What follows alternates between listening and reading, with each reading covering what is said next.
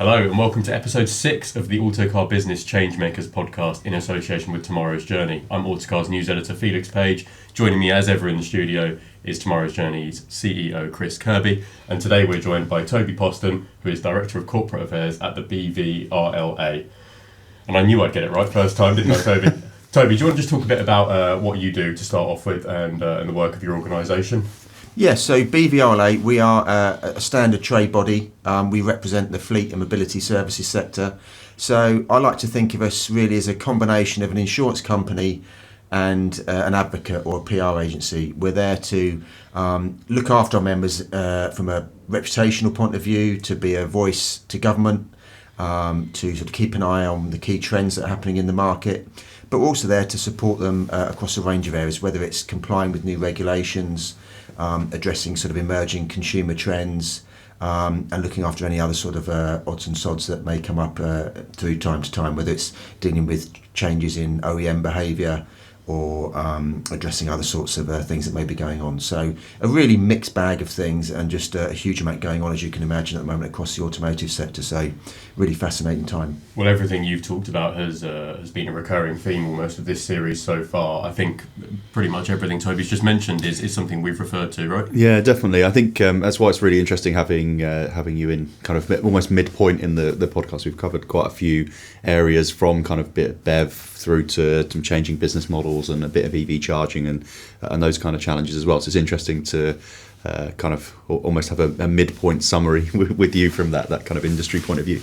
I think we're going to touch on some of those topics today. I think BEV was probably a good place to start. Obviously a huge thing that's been impacting the market. I mean, I guess positively, but not without its challenges in the last couple of years through supply and all of these other things. But one of the things that we picked up on previously was talking about SMR and kind of some of the challenges down the line, which maybe aren't necessarily seen on the forefront of certainly not in the Daily Mail articles about EVs. Not yet. But just in terms of some of those SMR challenges, Toby, just give us a bit of a summary on some of the things that you're seeing from your side. Yeah, I guess SMR, if you like, is almost one of those sort of second generation issues that's just beginning to emerge and sort of hit home across our membership. If you like, the first step, which I think we've achieved, is to sort of get EVs being adopted at volume.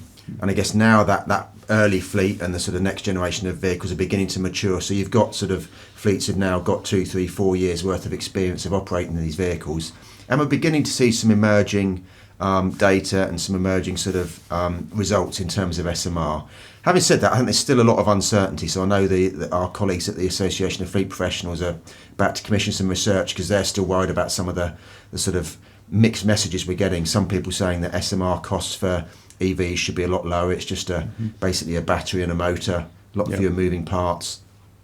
And yet some people are saying they're not seeing that come through in the SMR rates they're quoted or in the reality. And I think that's due to a combination of things. I think the context and the background to all of this is obviously massive inflation across the whole area of aftermarket we've seen. So across the board, whether you're an ICE vehicle or BEV vehicle, we've seen inflation in the costs of parts, in the cost of employing people in terms of technicians, rising energy costs. So that sort of background maybe is confusing people a bit. But I think overall, there is a growing consensus that on a base level, servicing of BEVs should be a bit cheaper. I think it varies between sort of the figures I've seen, between sort of 70% of the cost of an ICE for a BEV, or maybe down to about 50%. But that's the basic sort of labour rate, the amount of time spent on that vehicle.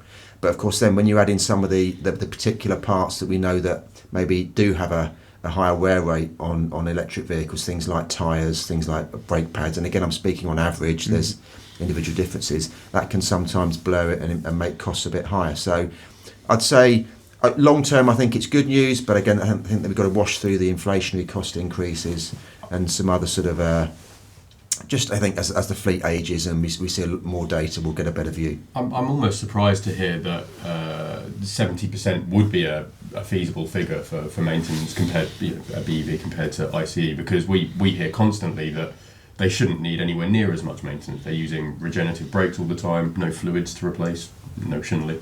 So it would shed some light on what that maintenance program might include and why those rates are maybe still yeah. high. So I'm not an expert. So we usually rely on sort of some of the organisations that are working with our members to sort of manage their aftermarket costs are giving us this data. But typically, I think some of the reasons we've had for why that isn't immediately flowing through is the fact that a lot of these garages and these locations are having to at the same time pay for a massive upgrade across all areas in terms of training technicians, new ramps, new diagnostic equipment, new tooling, and new charge points, which again I think they're trying to feed through in some of their costs. And then typically also as well, they're charging for labour maybe on an hourly rate. So if perhaps your servicing of an ICE vehicle maybe takes 2 hours, if it takes an hour and a half on a BEV, you're still getting charged maybe for that 2 hour period. So again, it's things like that maybe are causing that slight discrepancy where maybe all the benefits aren't always apparent. But like I say, I think there's more detailed work going into it. I think people are sort of beginning to sort of hone in on some of the pricing. Some of that investment cost is going to be absorbed.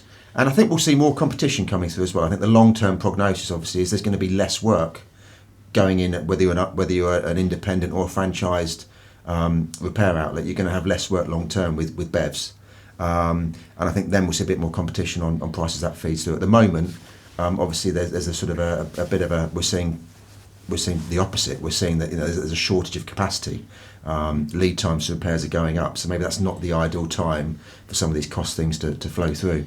Yeah, it may impact as well, I guess, over time. Where I guess on a ICE vehicle, maintenance costs relatively low first 2-3 years, and then they kind of ramp up. And I guess maybe with a BEV vehicle, as you mentioned, tyres, brake pads, some of these things that they might stay stable. So these kind of, I guess, that second stage repairers that would have got lots of business from cam belt changes and all that stuff that kind of happens 60,000 miles plus, but we're not really seeing that wash through either, I guess, in some of these aspects. So it definitely feels like it's really early days, and a little bit we're going to touch on probably RVs as well later on, but that bit of just like not being enough data all of a sudden becoming mainstream, everybody relying on 50 years of data on ICE vehicles, and then just going, okay, right, we've got 3 years here and the cars are changing all the time. And I think tyres plays a big role as well. I mean, that was one of the things that definitely surprised me when I saw a couple of when I had a chat with a few of these guys in the aftermarket, the difference between the cost of a sort of a bigger rim electric vehicle tyre compared to a smaller rim petrol diesel. I think the average comparing the same size is about 40% difference in cost for an EV tyre and an ICE vehicle tyre. But also obviously the wear rate on those vehicles again is higher. I think again the figure I saw was about 25% increased wear on an electric vehicle because of the weight, because they're about 50% more heavier. And of course that again, especially if you've got a BEV that's doing higher mileages, you only need to sort of double the amount of tyre replacements over a 3-year contract. And if those tyres are sort of a lot more expensive anyway, that really adds to that SMR cost. It really counteracts some of the other benefits in that kind of... Punctures are more likely as well, for example, on a heavier BEV. Yeah, interesting. And I guess just thinking about that 3-year lifespan that you've mentioned, quite a lot of people who are taking BEV vehicles now are kind of doing through salary sacrifice type schemes, and more people taking them on subscriptions and personal leases. So that leads back into the maintenance then being, or those SMR costs being part of the leasing company or finance company's responsibility, where with either PCP or kind of outright purchase stuff previously was less of an issue, or was kind of more in the hands of the private individual, where the peaks and troughs were kind of less obvious. But if you've got, I guess, a doubling probably every 6 months BEV fleet as a leasing company, the difference in this pricing or how you predict the pricing is going to be super important. And I know for a fact that a lot of the vehicles being sold now, I once heard this from a chap at Thatcham, saying that the pace of new vehicles coming out now is such that a lot of manufacturers are making and selling new vehicles that they don't know how to repair. There's certain elements of the technology, it's so new, it's hitting the market so quickly that they don't know fully how those vehicles are going to be repaired. And I think there's a certain element of that uncertainty and that risk being priced in maybe to SMR, where maybe they've had their fingers burnt because a certain repair has just taken a lot longer, been a lot more expensive than they thought from previous models or previous experience in the ICE market. and they're just having to again be a bit more cautious on that, as they probably were in the early days with RVs. Compounded further, I imagine, by inflationary pressures at the Yeah, moment, supply difficulty. Exactly. Is this all behind that sort of lack of clarity as well, do you think? I just think it's a perfect storm of uncertainty. You know, as I said, whether it's energy costs, labour rates, parts, supply as well as cost, it's just really hard to sort of nail down your full sort of risk and cost over that period, due to the speed at which the industry is working and the outside economic and sort of raw materials costs and things like that. It's just amazingly uncertain.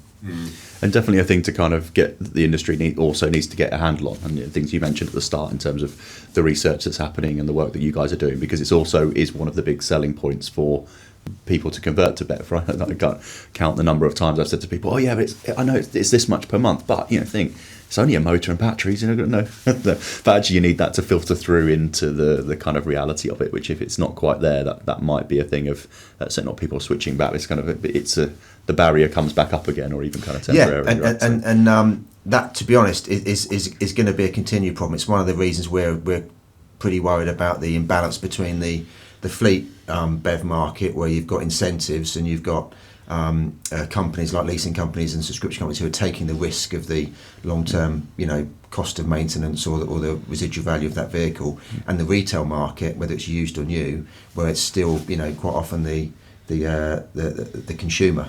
Yeah. And it really is that uncertainty is again hindering, and the sort of hype you see in the Daily Mail and Telegraph and other outlets that is really hindering that market, and that imbalance is just not healthy at all. Yeah, and challenging, and I think particularly in that space we mentioned salary sacrifice and those types of areas, it's an easy way for people to jump into it, but that gap or that kind of support, I guess it's not direct support anymore, but the kind of pseudo tax benefit of doing it will start to close, and as that closes, these benefits need to counteract them, I guess. The imbalance, right? the contrast is really scary. We did some analysis for one of our recent reports. So the percentage of BEVs going on to salary sacrifice fleet is now at 92%. So 92% of sales sac cars hitting the market in the first quarter of this year were BEV. If you compare that to the retail market, it's about 16%. If you compare it to the used market, it's at 1%. Right. And that's just not healthy. That sort of... Yeah. What are the implications based on that data? What is unhealthy about that? Well, for us, the thing that underpins it is the used market, right? So you've got, around 2 million, maybe a bit under at the moment, new cars sold each year, but about 7 million used. And that's still a tremendous amount of money involved in that used market. That plays a key role in sort of maintaining the residual values. It's what the initial lease rate is set on. And our fear is that if we get, companies are used to having peaks and troughs when, used values are doing strong, and other periods when they're weak, and other times when they're sort of somewhere in between. Our fear is that the fall in used values we've seen over the last year is not going to be a sort of peak and trough scenario, that we're basically heading for a prolonged, basically a supply-demand imbalance that is just a systemic failure. This is really interesting. We ran a story, Autocar Business, a couple of weeks ago, about the implications of fleet dumping, we called it. We're coming to the end of that first electric vehicle lease cycle now. The first generation of EVs are coming off lease, I think, in big numbers. And that's going to have huge implications, right, for used residual values? Absolutely. I don't think you're going to see fleets dump. They can't afford to dump, basically, and I think that's what we've seen in recent months is they're working really hard. Either they're holding vehicles back, saying we're not going to send them to auction, we're not going to put them into this market and take that sort of hit. It's not feasible. So they're maybe delaying things, or they're working really hard to find other sources. So we're seeing some really good innovation across the market in terms of used vehicle leasing. One of our members recently, Octopus, I think it was, launched a used vehicle salary sacrifice, where again they know there's a big demand in salary sacrifice. They're going to reach a whole new demographic with even more affordable used vehicles. Again, to the points about maintenance costs, and that we know battery life's now pretty much guaranteed for 100,000 miles with warranty wise. So that why wouldn't you lease them for another 3 years? And this needs to happen. Because again, quoting Auto Trade, I think their recent health index said that the supply of used electric vehicles coming to market is up 300% year on year, but demand is good, but it's only up 45%. And again, that's only to your point, Felix, is going to increase because we know there's this ever-increasing wave of used electric vehicles coming into the market. So do we face a bottleneck between supply and demand? These cars aren't going anywhere, but the cars are arriving to replace them in a way. Absolutely, so what do you think could happen? I think, what could happen at the moment is you see that growing imbalance. So there's a few uncertain pieces here. I'd like to think our members are going to embrace that used vehicle leasing potential and really push on with that market. That's got the potential to take some of that sort of release some of that bottleneck, but it's a difficult market to work in. It's very easy to set the price of a new car on a lease because they're all exactly the same. For a used vehicle, they're not all the same. Every car is in a different status, different condition. There's still uncertainty about long-term maintenance costs, things like that. So it's a tough one. It's a more risky one, but I think there's potential there. And it's good to see some members embracing it. And then I think government needs to seriously look at some sort of incentivisation or some sort of intervention in the market to sort of maybe support used BEV purchases, whether it's some sort of tax relief. I know in France they have this sort of social leasing scheme where they're giving grants to people in the lower demographic areas to sort of encourage them to take electric vehicles. I'm hopeful that relatively soon we'll see energy prices lowering.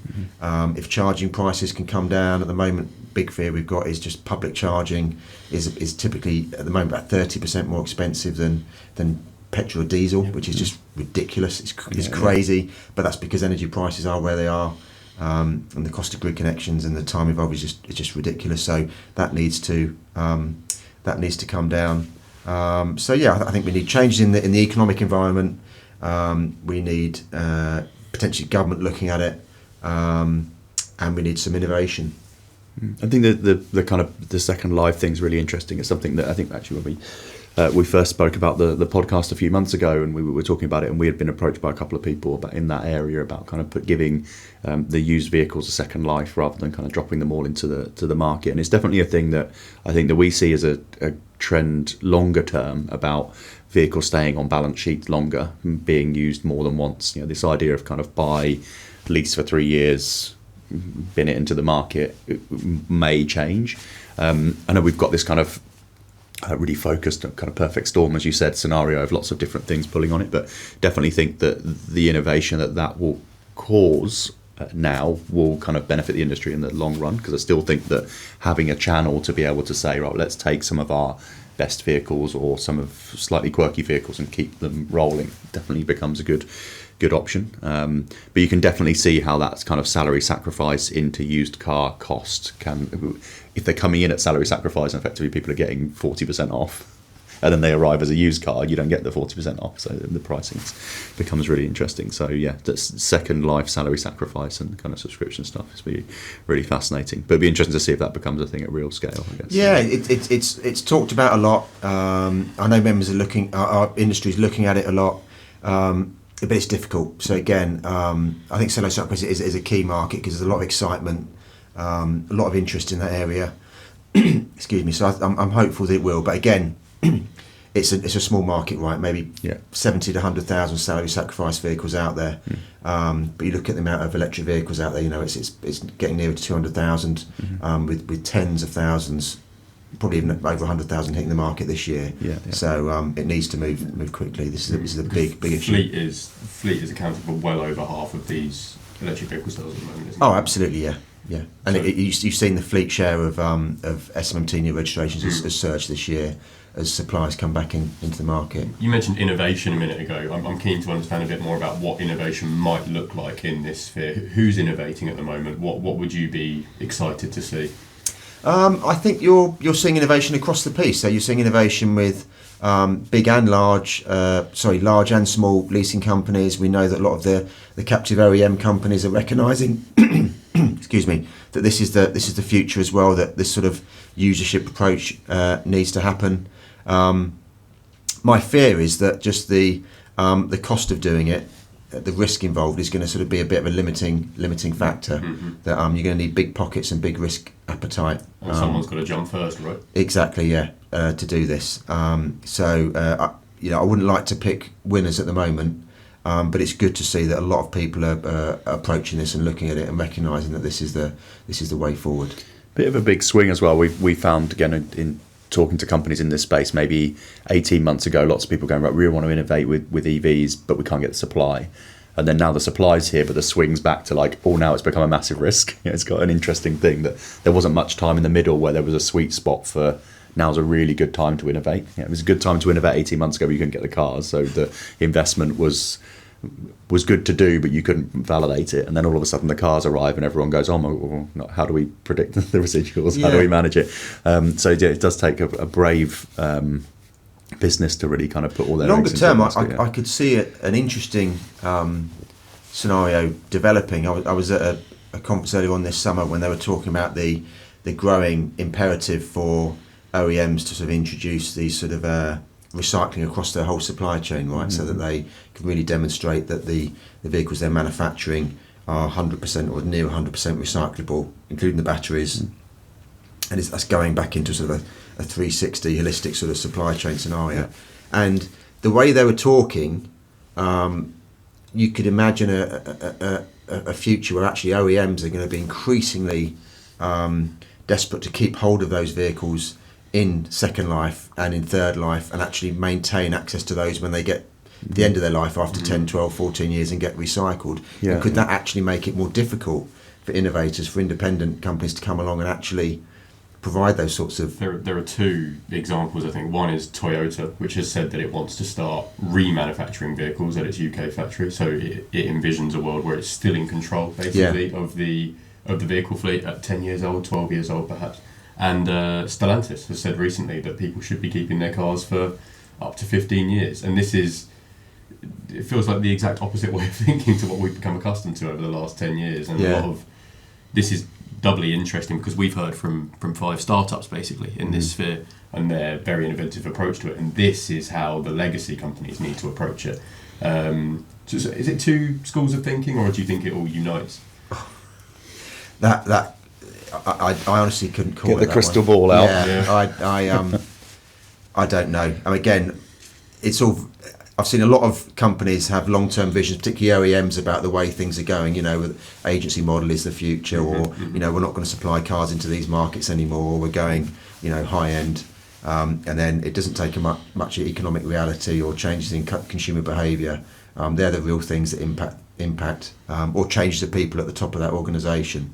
So I think there'll always be space for nimble innovators, for people who are coming in and can spot a niche, who've just got that capacity to sort of react to consumer demand. I mean, OEMs are like oil tankers, right? Even though they set a course, but they're very difficult to change course or move in a sort of quick way. You're talking years rather than sort of months, or even decades rather than a single number of years. Yeah, it gets a bit challenging at kind of a macro level as well, because OEMs by nature are manufacturers, right? They have factories that produce cars, and their game is to produce the cars most efficiently and then get them paid for. I mean, it's why the dealer system works so well for them. If a vehicle leaves the gate, they get paid by the dealer. It's kind of the cash in the bank. So the idea of kind of the remanufacturing, I mean, probably a conversation we had years ago, Toby, you were talking about autonomous vehicles almost becoming like Trigger's broom, the bit of going, it's the same car, but it's not, because it's had the parts just replaced over and over again. And BEV vehicles have a much better opportunity to do that. You change the battery, you change the motors, you change the wheels, you upgrade the interior, it kind of can become fully recyclable, but that doesn't really fit a model where you've got factories producing cars, and that's how you make your money, right? So that's always the thing where I think that is definitely the way it should go, but whether the market will almost like allow it to happen, it kind of seems a bit odd. But then if someone comes in, smaller manufacturers, people come in and do that and suddenly can dominate, it might force people to change. Yeah, and I do struggle with the idea of a massive change in the typical ownership period of a car. I do think that, for the current generation of drivers out there, particularly people sort of under my age, who are finding it increasingly hard to ever get their head around the idea of owning a house.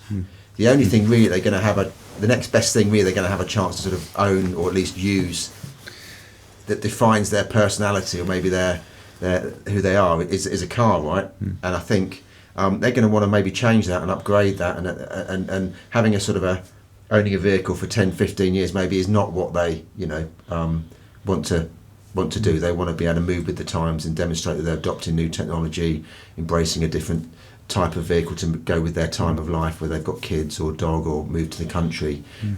So I think that's going to, I can't see that model where the Stellantis view of, someone buys a car and they're locked in for 15 years is going to... Well, the Stellantis view is tied up with the notion that we need to be making better use of resources, basically finite resources. We need to be having...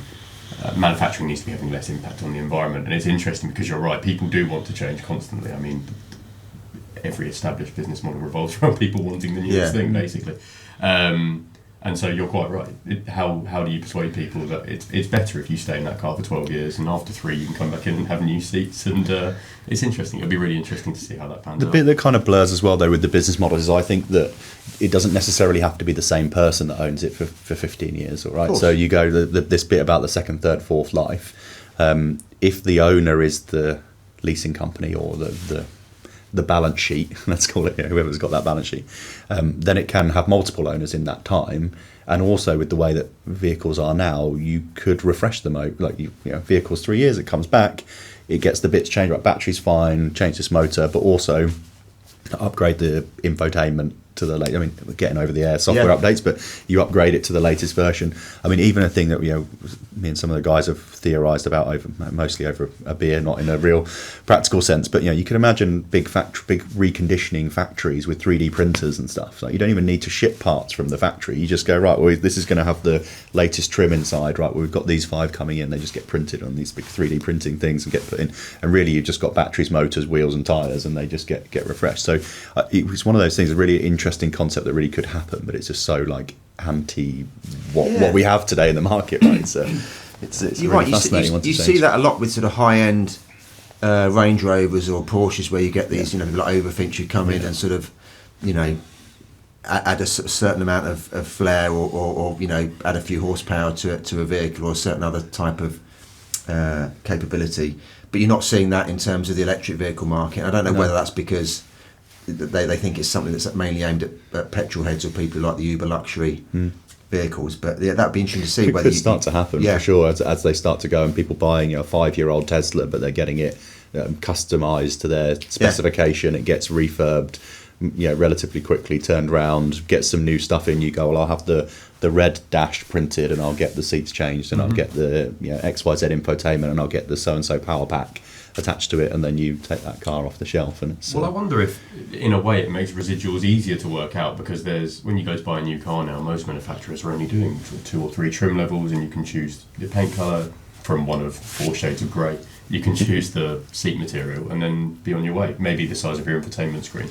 But effectively, that combined with the relatively simple maintenance cycle, I wonder if that might make for more uniformity over a residual cycle. Yeah. So again, it's a question of, you're dead right in terms of specifications, which used to be a real difficulty, because we used to see some real 1.3 LX gear. You'd see some amazing differences between certain specifications that was really tough to keep track of. It's probably why the sort of the cap guides used to be such massive doorsteps whenever you bought the printed version. But so that's a benefit, that's a good thing. But on the other side, I guess what people are worried about is the speed of technological change, right? Where we've got battery ranges improving, and that's probably the main area I think where people are worried, that just battery ranges. You've got cost reducing. And you've just got new technology, whether it's it's lithium ion moving to maybe solid state batteries or other new technologies, where you've just got this constant Betamax VHS sort of scenario every couple of years. And I think people are just scared of being sort of stuck with a load of what's considered old technology, and they're not old enough yet where they're considered classics. Yeah, definitely fascinating. I think that's happening very, very quickly in the BEV space. It feels like it's kind of settling down. It feels like technologically, for things like range and stuff, you kind of not reached its peak, but it's kind of reached but that's the problem, is the vehicles that are 3 years old coming off the leases weren't at that stage. That's it definitely creates a bit of a challenge. We've touched a bit on some of the business models, Toby, just sort of changing tax slightly, but it's interesting it's come into these conversations. But how are you guys seeing kind of the rise of subscription and some of the more flexible mobility type models happening within your kind of membership base? How are you kind of seeing that emerging over the last couple of years? One of the problems in our role is that we don't get a great view of it because it's sort of the cutting edge of where competition innovation is happening. Our members don't tend to talk to us a lot about it, because when we tend to talk to them, a lot of the time we're in a sort of a big group, and they're not sticking up their hands. So I've got this really good idea that's going great guns, and we're seeing 20% increase month on month. So we don't hear a lot about it. Yeah. Quite often we're one of the last to hear about it till things are going wrong, or till they're willing to sort of do a case study. What I would say is subscription has really taken off, unsurprisingly, in the BEV space, because I think there you've got that perfect alignment of uncertainty really from the consumer, where subscription really provides that sort of sweet spot of flexibility and sort of risk abating, where companies like Onto and others have come in and just done a really good job of packaging up the vehicle, the charge point, the fuel card, the insurance, in a way that's really helped people make that leap, take that risk to sort of changing technology. And they've done it. I don't know how they've done it, because again, they don't talk to us about commercial, but they've done it in a really affordable, cost competitive way, which we weren't seeing when it was ICE vehicles. I have to be honest with you. Totally. When I was watching the subscription ICE market, the standard one was it's fine for some people, but if you really do any sort of investigation online about comparing a monthly lease rate and the cost, it just doesn't add up. It wasn't a viable alternative unless you absolutely needed the flexibility, i.e. like you weren't able to commit more than like a couple of months, whereas now it feels like it's a longer term alternative, but it gives people the flexibility, particularly on BEV, to get on and get used to it. And is it the way? I've heard lots of people talking about having taken them on leases and then gone, I've got the wrong one, don't have enough range, got too much range, too big, too small, like all that stuff you need to figure out. I guess the other interesting thing I've seen is the way that it's being approached from both. We represent two sort of ends of the market, really. We represent the leasing sector, which is typically long-term hire, 3-4 years, and then the rental car club sector, which is everything from an hour to a daily rental. But they're both embracing subscription. Leasing companies typically call it subscription. Rental companies may call it subscription, but quite often they'll call it something like flexi rent or long-term rent or things like that. So again, there's a bit of not confusion over the name, but it's not if you like, subscription is not a distinct definition. There's no regulatory definition of it. It's something that we know that Treasury and the regulators are looking into, whether it needs to be more closely defined. So there's plenty of space there for people to innovate and try different things, which I think is good. But it leads to, again, a bit of uncertainty around, you could probably end up with certain parts of the subscription market that are doing well, and other bits that aren't. It's because they're quite different products. It's not a well-defined product. And definitely early days as well. I was just going to say, I mean, we definitely talk about it being in that element of it's not a one-size-fits-all. Lots of people have heard my team always roll their eyes at me, but like the burger analogy that I've talked about and I've talked about in this podcast. But it's like you can have a Big Mac and you can have a gourmet burger, and they're still burgers, but they're like totally different, and both in what they're made of, what they taste like, but also the experience. You get a Big Mac, it's really quick, you come in, things. So that's definitely the case that we're seeing. And subscription, almost in a way, is probably a harmful thing. It doesn't really mean a lot to a consumer, and in the industry, it means a lot to you depending on your opinion of it. But it's funny, isn't it? The opportunities that it's opened up, not just for the consumer, but for the OEM, for the leasing company as well. We've talked before about how if you have an SUV for your weekends, where you go out and see the parents with the kids and the dog and everything, and then in the week I only need a small car to get to the station and back, or I can make do with a little tiny electric Citroen Ami or something. We're seeing the emergence of that possibility where you can flip between the two as you like. Your friend can borrow your car at the weekend very easily, the keys on their phone, and so I think as we see these new business models emerge, we're seeing customer use cases evolve as well, and it's really interesting to see how both are sort of evolving. Well, that if you like was the original that was the original image that most people thought of when they thought of subscription. Right? And that was, I remember hearing about that idealised model 5 or 6 years ago, and I still don't think that model has really taken off. And I think the key to that is probably when we get dealerships embracing it, when we get OEM and the franchise dealer network sort of turning into those mobility hubs.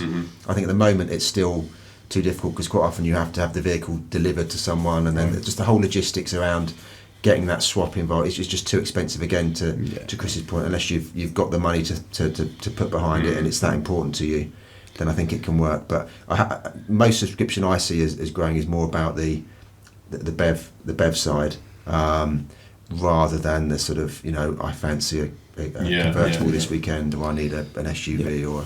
It needs its critical mass, and like you say, it's either mobility hubs or just such a critical mass that the pick up and drop off. We've been working quite closely with a big vehicle logistics provider in this space, not actually on their own product, but in how they kind of service it. And you could see, talking to them, that you could do the pick up and drop off, not changing a car every weekend, but going, all right, I need a second car because my brother's over from India for a month.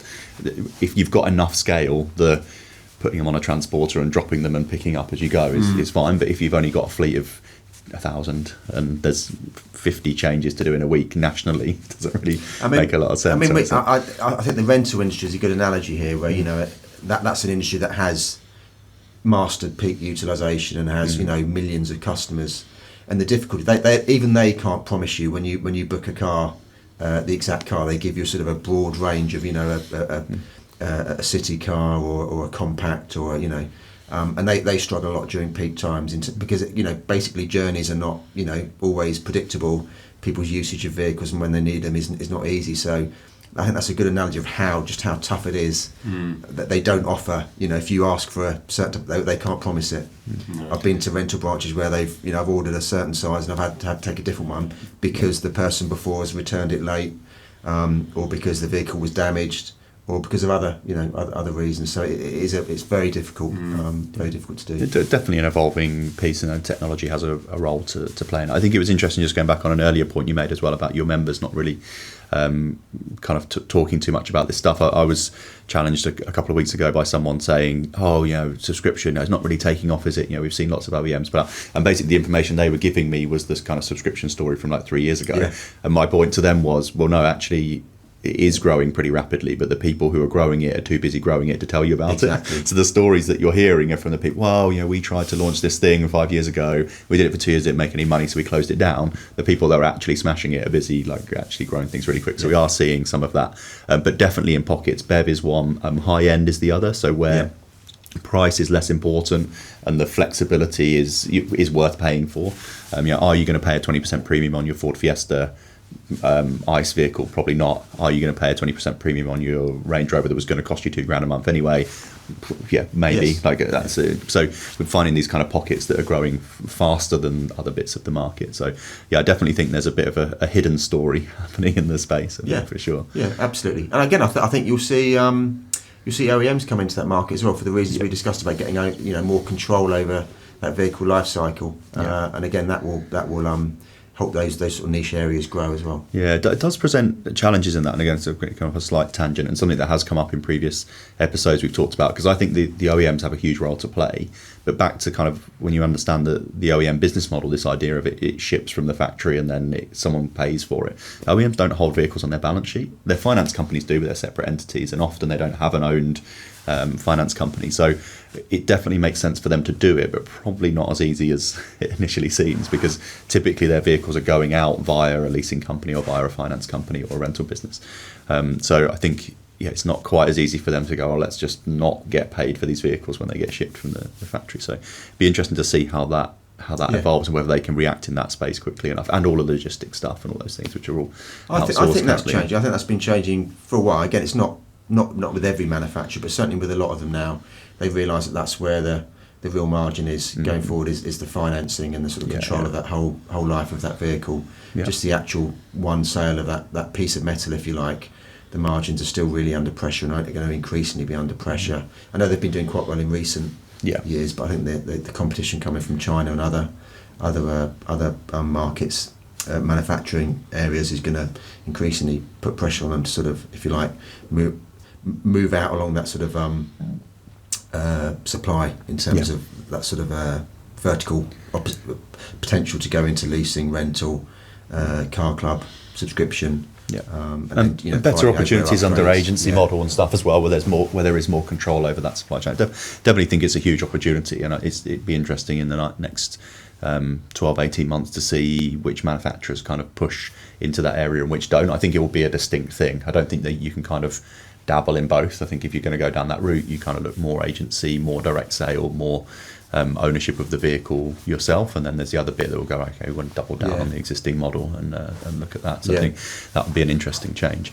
One of the things that also we've just briefly touched on but wanted to talk about today was about regulation, and I know it's a really early thing in the process, but this idea of kind of subscriptions in this little bit of a grey area, but kind of between rental and leasing, and some of it is consumer facing, and how do you manage that? I mean, there's always the challenge around the PCH bit, PCH falling into a world of PCP and regulated differently, but then so kind of subscription is almost like an extra layer on that. But kind of how do you see that playing out? I know it's too early to be talking about what the regulation should be and how it works, but it's clearly a big area for the next it's a few years. It's a massive area, and it's a unprecedented amount of change really, and it's welcomed. I think the two key areas, you're right. We've got a here and now change that's happening this year with the new consumer duty regulation, which is probably doesn't get in the consumer press at least the sort of recognition it should really, in terms of how it's changing completely the landscape for selling and leasing and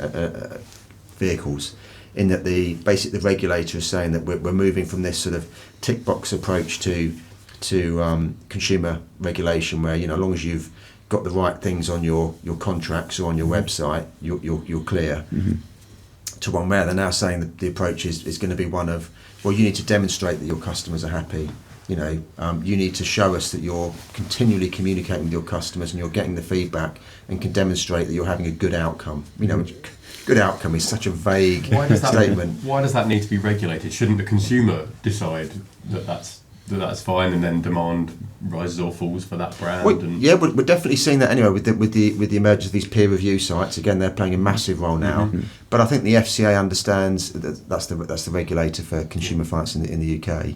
That's probably not enough on its own. That there's a whole area of sort of alignment they want to do, so that we're seeing more alignment with both financial investments for mortgages, banking, credit cards, and motor finance, with this whole idea that actually there's a responsibility there. Yes, there's a responsibility on the consumer to go in with eyes open, reading the small print, but also one in which the finance provider needs to be with them the whole way through that product, not just until they've signed the contract or tick the box. And that's the big change that's coming this year, and we think that's only good. But the longer term one is where they're sort of reacting to the pace of change, where you've got this the Consumer Credit Act, which is sort of 40 years old, which just not really coping with the digital age, the age of subscriptions, and so government sort of scratching its head, trying to again come up with an approach there that sort of maybe takes things away from being sort of written in law, where this is the sort of language you have to use when you send a letter out to someone who's in late paying their rental for their vehicle, or is not meeting the terms, to a more flexible one that understands that can be used across new modes of finance, that is more capable of meeting the innovation that we're seeing in the market. And again, that's the challenge, where subscription is such a a poorly defined product, where we're having to work with regulators to sort of ensure they understand what it's about, but also that we don't get too much regulation. Because on one level you could see regulation coming in for an expensive lease product or subscription might be perfectly justifiable in some circumstances, but we have to remember that rental exists in sort of a multi-year format and a by-the-hour format. If you're having, should you be regulated when you're renting a vehicle out for an hour? Should you have to sign loads of forms, be regulated by the FCA? Do mystery shop, all that sort of stuff.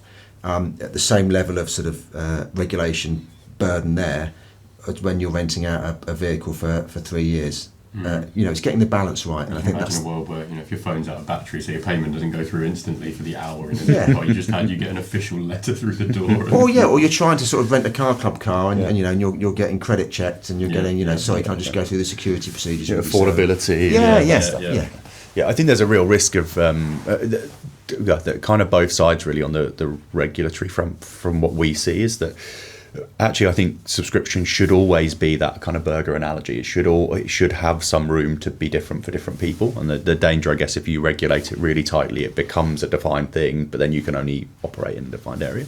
But there are also kind of new consumer risks in that space about how much you pay up front, what's refundable, what isn't refundable, what's included, what isn't included. And we see different examples of it. Of some of our customers put lots of information up front. We see some competitors in the market. We also see stuff in different markets as well where information's provided differently and the vehicles changing at different times. I think a lot, again, but we've had some really detailed chats with Treasury, and I think a lot of the concern has come around with some of these digital subscription products, particularly things late at night when you're scrolling through your phone and you don't even know you've subscribed to this app or this newsletter or this bit of content, and before you know it, I even get it now on my phone. I get a thing that renews annually. I'm thinking, I haven't used that for 3 years. How do I even turn it off? That's not going to happen with a car. Right? You're not going to suddenly walk out of your door one morning thinking, oh crikey, I forgot I had that car. I've been paying that for that for the last They've been that for 2 years. And I can't cancel. I like to think you'd realise that and you would do something about it. So again, it's getting a proportionate approach to regulation that doesn't sort of hinder innovation, and again doesn't hit people who otherwise it's going to stop them getting access to those sorts of benefits of affordable pay-as-you-go electric motoring. Yeah, and the flexibility is a really good thing from a consumer point of view, and that I guess alleviates a lot of the stress, I guess, from a regulatory point of view, in that if you find you're in a situation the product isn't what you think it is, you can return it in that period. But then it's the regulating the bit about how much do you pay up front, what do you get back, and what is your actual flexibility. Oh, it's only £300 a month, and you go, oh, it's subscription, so I'm assuming that means it's flexible, but there's something in the small print that says you're committed for 12 months. And those types of things, I think, are the areas where they're kind of the fringe cases, but they're the bits that need to be more tightly controlled. And there's a balance, because again, this comes back to sometimes the difference between PCH and PCP, that typically PCH, if you like, the rental product as opposed to the credit product, is typically a bit cheaper because some of the protections around the ability to hand the car back is stronger with a PCP, but you'll pay more for that. So again, it's consumers, just like if I go and rent a car, I might take the approach that I want it the cheapest possible rental, but I've got more risk in terms of if I damage that vehicle, I'm paying the full whack of the cost of repairing it, or I might go and pay a bit more knowing that I can literally almost write it off and I won't have to pay any extra. So again, it's always this thing about you've got to think of the view of the consumer, their approach to risk, what they can afford as well. It's making sure that they know it, isn't it? That's the thing. We see a lot in our products about, although subscription is this kind of flexible month by month thing, typically we do see some of our customers are saying, well, if you take it for 3 months, 6 months, 12 months, we'll give you a better deal, because obviously that helps their utilisation. But it's making sure that that's really clear up front. And it is, like within our tech, it's just inherently how it's built. But you could see that being a thing where, someone, I had a subscription with this last company that was month by month. I've now signed up for this new one, but it has a commitment that I didn't know that I made, and some of those things. But I think that's where what Felix was talking about, the sort of the era of trusted reviews we've got now, where that is almost the number one. You'll see that on every homepage. What is their FIFO rating? What is the Trustpilot score? And that really is playing a massive role. Where I know from our members, that's something that they take very, very, very, very seriously. And particularly when it's going to become so direct consumer facing. Because again, I guess the leasing and rental, I guess a bit, but leasing industry particularly hasn't really had to face that, because primarily it's been B2B or B2C via brokers, and the brokers have kind of dabbled in that. So it's a new area for some of these types of businesses, but definitely think it could become self-regulating in lots of ways. So. Yeah. So that's on the one hand, we've had the financial consumer finance regulation coming in, and then I guess the other real area of uncertainty is obviously all the regulation that's coming in around decarbonisation and the road to zero, where it needs to happen to sort of support the supply chain. We need targets for phase out. We need the mandate to set sort of production targets and supply targets for the UK. We're in an arms race now for electric vehicles, so we need the UK to back that ambition up with a regulatory framework. But I guess it's just the uncertainty now around, we want to see that stuff enshrined, introduced, and then we want to review it and make sure it's doing what it should do. But at the moment, the negative sentiment we're seeing in some of the press and the sort of jostling for position amongst some politicians is really not helping at all. I think we're really counting the days until we get clarity over the mandate, and we can just crack on and sort of deal with it. Really, we're back at that lack of clarity, aren't we? Yeah, lack of absolutely. From the government, from the consumer, and from the for me, the worst case scenario would be if we get a delay in that mandate. We're expecting it at the end of the summer. Would be it doesn't happen. That there's a bit of a wobble in government, and it becomes an election issue, the next election, which I think would be the worst case scenario, because we know from previous elections that's where you get the sort of polarisation and people really wanting to sort of stand out by, saying that you just end up with a sort of polarisation of views, and I think that would be negative now. I think we know where we need to be, and I think people just want stability in terms of what they're aiming at. Everyone from manufacturers to leasecos to rental companies. I think even consumers probably want to know that as well. Someone said to me the other day that if it becomes an election issue, you're going to end up having two parties fighting over spaceships or horses. Basically, that's the analogy they use, which I found quite appropriate. We should probably think about bringing this to a close. Chris, I don't know if you had any closing thoughts. No, I think it's such an interesting area, and thanks for sharing your thoughts, Toby. I think it really helped to kind of frame some of the stuff that we've done in the first half of the series, and then I think we'll shape some of the stuff we're doing later on. So it might be good to get you back in a future session to give us a view on some of these things and how they progress. So no, thanks for coming on, really appreciate it. No doubt if we do, more will have taken shape and we'll have a whole new area to talk about. Ready for the next election. Exactly. Yes. Fantastic. We'll be back in 2 years, 4 years, 6 years. But no, thank you very much for coming down. Thank you. Thank you, Chris, for joining me as ever. Thank you for watching. Thank you for listening, and we'll see you next time. Thank you very much.